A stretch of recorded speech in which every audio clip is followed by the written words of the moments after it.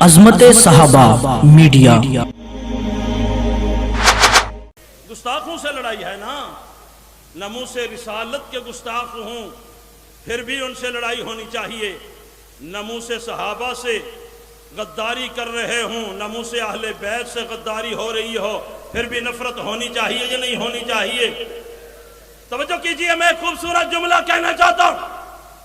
میں نے جنت سے پوچھا، ساری دنیا تجھے مانگتی ہے، تو بھی کسی کو مانگتی ہے؟ جنت نے خوبصورت جواب دیا ہے۔ کراچی کے دوستو سنو گے تو ایمان تازہ ہوگا، بلکہ آج اس جملے پہ اگر آپ تڑپے تو شہداء کی روحیں بھی آپ کو سلام پیش کریں گی، خوش ہو جائیں گی۔ میں نے جنت سے پوچھا، سبھی تجھے مانگتے ہیں، تو کسے مانگتی ہے؟ جنت نے تڑپ کر کہا، میں محمد کے صحابہ مانگتی ہوں۔ میں نے کہا یہ کہیں جذباتی جملہ تو نہیں ہے، کہیں جذباتی جملہ تو نہیں ہے جنت کا کہ زمین پر صحابہ صحابہ ہو رہی ہے اور جنت نے سنا تو اس نے کہا میں بھی صحابہ مانگتی ہوں۔ جنت نے کہا نہیں، جذباتی جملہ نہیں ہے، صحابہ صحابہ ہم جذبات میں نہیں بلکہ مجنوں اور دیوانگی میں نہیں، ورنہ دنیا کا مجنوں تو یہ تھا نا۔ اسے کسی نے کہا کہ مجنوں صاحب آپ حافظ قرآن ہیں؟ تو اس نے مسکرا کر کہا ہاں میں حافظ قرآن ہوں۔ اس نے کہا سناؤ قرآن۔ کہنے لگا سبحان الذی اسریٰ بعبدہ لیلا۔ کہا آگے بڑھا۔ کہنے لگا جی ساڈا قرآن لیلا تے ختم ہو جاندہ ہے، ہمارا قرآن لیلا پہ ختم ہوتا ہے۔ میں نے کہا ایک مجنوں کا اگر قرآن لیلا پہ ختم ہوتا ہے، میں صحابہ کا نام لیتا ہوں تو الحمد سے لے کر والناس تک ہر آیت میں مجھے صحابہ نظر آتے ہیں۔ اور یہ میں دیوانگی میں نہیں کہہ رہا، میں مجنوں بن کر نہیں کہہ رہا، میں بقائمی ہوش و حواس کہہ رہا ہوں۔ اس پر اگر کوئی بحث کرے، قرآن کی ہر آیت میں صحابہ نظر آتے ہیں، ہر شد مد میں صحابہ نظر آتے ہیں۔ ساری دنیا جنت مانگتی ہے، جنت کسے مانگتی ہے بھائی؟ بولو، سارے بولو گے تو میں اگلی بات کہہ سکوں گا۔ جنت کنہیں مانگتی ہے؟ آخری بندے تک بولنا چاہیے، کرسیوں پر بیٹھے ہوئے بھی بول کر کہیں جنت کنہیں مانگتی ہے؟ جنت کس کو مانگتی ہے؟ میں نے جنت سے سوال کیا، میں نے کہا کیوں مانگتی ہے؟ دلیل قرآن سے۔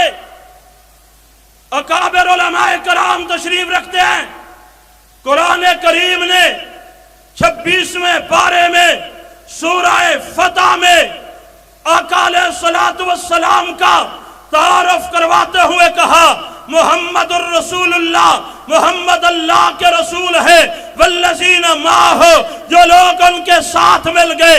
اس سے مراد بالاتفاق تمام مفسرین نے صحابہ کرام کو لیا ہے کہ والذین معہ سے مراد صحابہ کرام ہیں۔ میں نے کہا ان صحابہ کی خصوصیات کیا ہیں؟ کہا اشداء علی الکفار، اپنے دشمنوں سے نفرت کرتے ہیں۔ ان کا آپس میں تعلق کیا ہے؟ کہا رحماء بینہم ہے، آپس میں شیر و شکر ہے۔ کرتے کیا ہے؟ قرآن نے کہا تراہم رکعان سجدہ، جب بھی دیکھا جاتا ہے وہ رکوع میں نظر آتے ہیں یا سجدے میں نظر آتے ہیں۔ دیکھو یہ مختصر سے جملے ہیں، بہت خوبصورت جملے ہیں۔ محمد الرسول اللہ میں نبی کا تعارف، والذین معہ میں صحابہ۔ خصوصیات کیا ہیں؟ دشمنوں کے لیے سرگرم ہیں، دوستوں کے لیے شیر و شکر ہیں۔ کرتے کیا ہیں؟ تراہم، کہا جب بھی دیکھا جاتا ہے، رکعان سجدہ، ترتیب کو برقرار رکھا ہے قرآن نے، رکوع پہلے ہوتا ہے، سجدہ بعد میں ہوتا ہے۔ کہا رکعان سجدہ، وہ رکوع میں نظر آتے ہیں یا سجدے میں نظر آتے ہیں؟ دشمن نے کہا، اس نے کہا یہ نبی سے چمٹے ہوئے اس لیے ہیں، انہیں سمجھ آ گئی ہے کہ تبدیلی آنے والی ہے، ریاست بننے والی ہے، وزارتیں عہدے آنے والے ہیں، یہ ابو بکر تبھی ساتھ ملا ہوا ہے کہ یہ چاہتا ہے کہ ریاست بنے تو اعلیٰ عہدے پر فیض ہو جاؤ، بے ریاست میں کوئی اچھی وزارت لے لو۔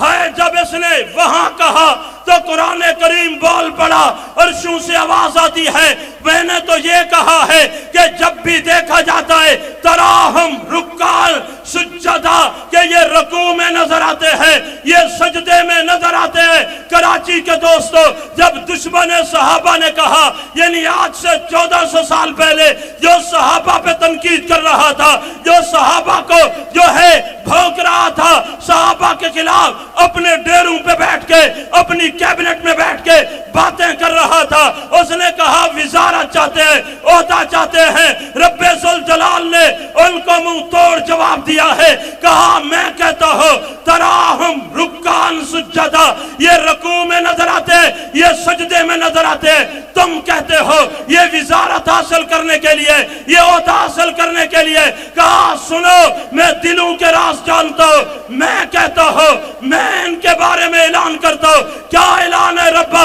فرمایا یبتغون فضلا من اللہ ورضوانا، یہ اور کچھ نہیں چاہتے، میرا فضل چاہتے ہیں، میری رضا چاہتے ہیں۔ یہ میرا فضل چاہتے ہیں، یہ میری رضا چاہتے ہیں۔ توجہ کراچی کے دوستو، میرے جملے کو ضائع نہیں کرنا۔ جنت نے جو کان کیے سنا، یہ کیا چاہتے ہیں؟ آواز مشیت آئی، یبتغون فضلا من اللہ ورضوانا۔ رب ذوالجلال نے فرمایا یہ میرا فضل اور میری رضا چاہتے ہیں۔ جنت نے تڑپ کر کہا سبھی مجھے چاہتے ہیں۔ نہیں بات سمجھ آئی؟ سبھی مجھے مانگتے ہیں۔ وہ کہہ رہا ہے یہ جنت نہیں مانگتے، میری رضا مانگتے ہیں۔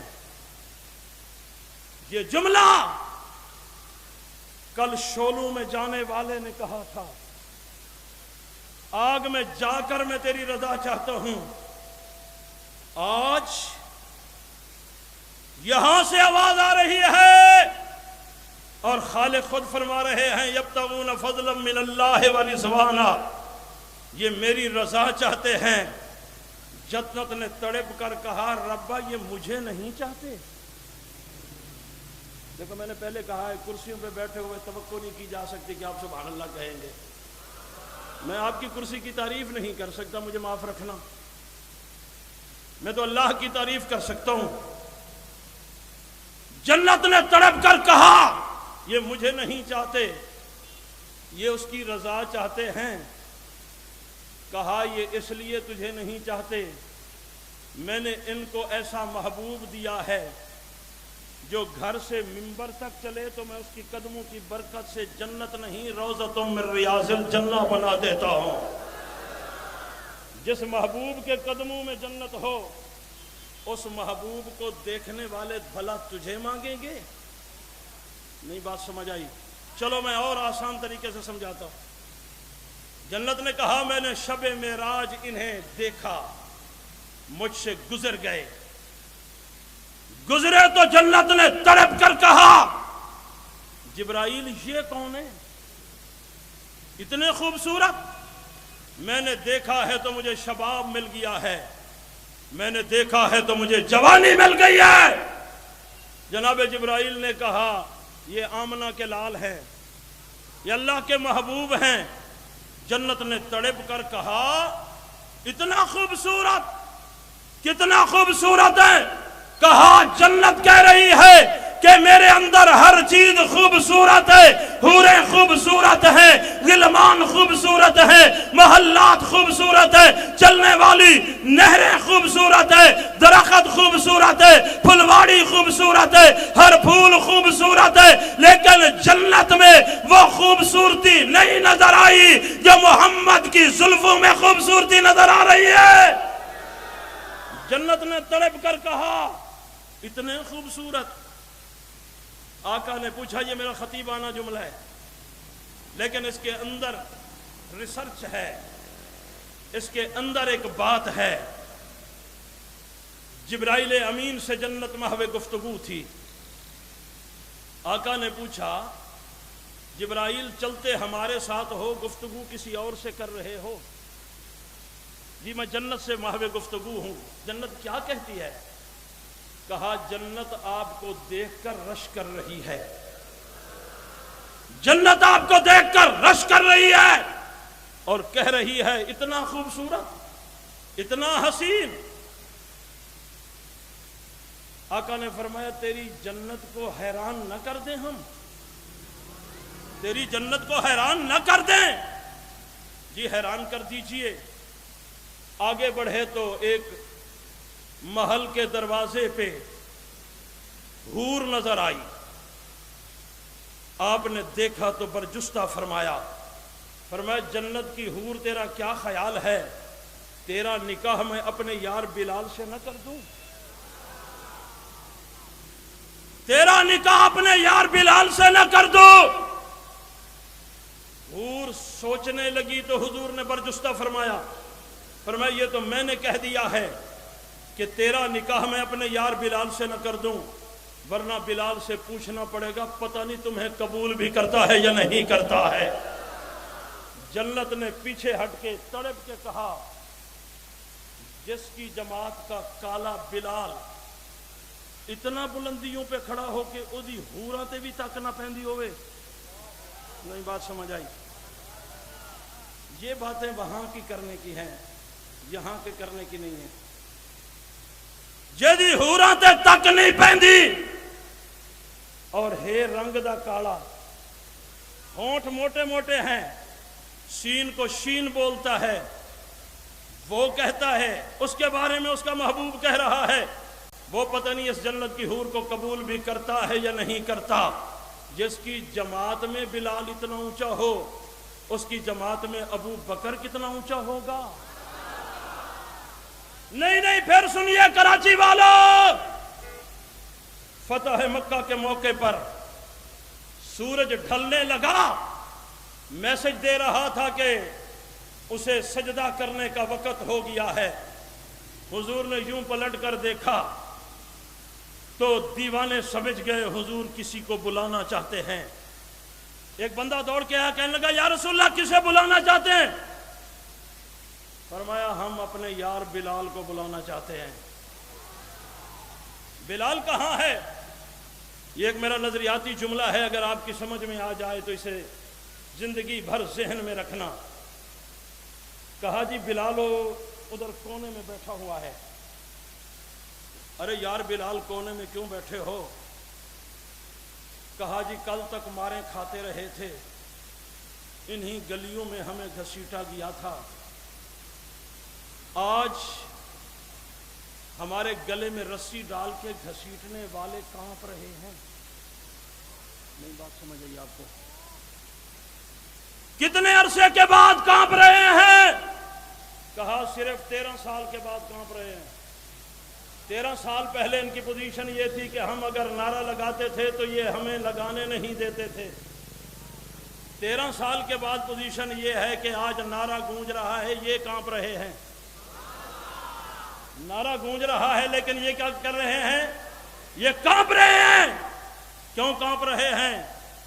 پتہ نہیں ہمارے ساتھ کیا کریں گے، ہمارا کیا بنے گا۔ بلال کونے میں بیٹھا ہے، کہنے لگا جی مکہ فتح ہو گیا، بڑے بڑے لوگ ارد گرد جمع ہو کے کھڑے ہیں، 10,000 کا لشکر ہے، پتہ نہیں آج ہمیں کوئی اذان بھی دینے دیتا ہے یا نہیں دینے دیتا۔ اور جب غربت کا زمانہ تھا، جب اسلام کو کوئی نہیں جانتا تھا تو بلال مؤذن تھا۔